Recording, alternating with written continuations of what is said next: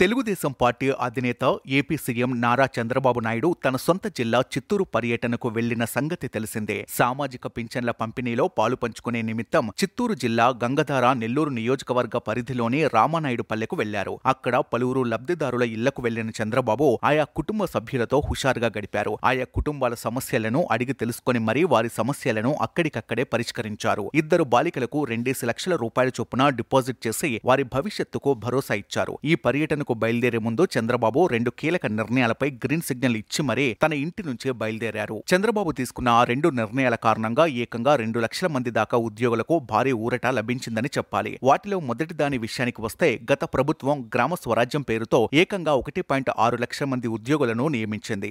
ప్రభుత్వ నిబంధనల మేరకే వీరి నియామకం జరగడంతో వాలంటీర్ల మాదిరిగా వీరిని సర్వీస్ నుంచి తొలగించడం కుదరలేదు. దీంతో వీరి సేవలను వినియోగించుకోవాలని నిర్ణయించిన చంద్రబాబు సర్కార్ వారిని ఆయా సచివాలయాల్లో సర్దుబాటు, మిగిలిన వారిని ఇతర శాఖలకు మళ్లించడం వంటి హేతుబద్ధీకరణకు శ్రీకారం చుట్టింది. ఈ కార్యక్రమానికి చంద్రబాబు ఆమోదముద్ర వేశారు. ఫలితంగా 1.6 లక్షల మంది గ్రామ, వార్డు సచివాలయ ఉద్యోగులకు ఆయా ఉద్యోగ భద్రతను కల్పించినట్లయింది. ఇక చంద్రబాబు తీసుకున్న రెండో నిర్ణయం ఏమిటంటే రాష్ట్ర వ్యాప్తంగా పనిచేస్తున్న ఆశా వర్కర్ల రిటైర్మెంట్ వయసును ఏపీ ప్రభుత్వం 62 ఏళ్లకు పెంచింది. అంటే వారి కొలువుల కాల పరిమితిని మరో 2 ఏళ్లు పెంచడమే కదా. ఈ నిర్ణయంతో రాష్ట్రంలో పనిచేస్తున్న దాదాపు 42,000 మంది ఆశా వర్కర్లకు లబ్ధి చేకూరనుంది. ఇక వీరికి ఇప్పటిదాకా అందుతున్న ఇతరత్ర ప్రయోజనాలను కూడా మరింతగా పెంచుతూ చంద్రబాబు నిర్ణయం తీసుకున్నారు. ఆశా వర్కర్లకు తొలి 2 ప్రసవాలకు 180 రోజుల చొప్పున వేతనంతో కూడిన సెలవును మంజూరు చేయాలని ప్రభుత్వం నిర్ణయించింది. ఉద్యోగ విరమణ తర్వాత ఇతర శాఖల ఉద్యోగుల మాదిరే ఆశా వర్కర్లకు కూడా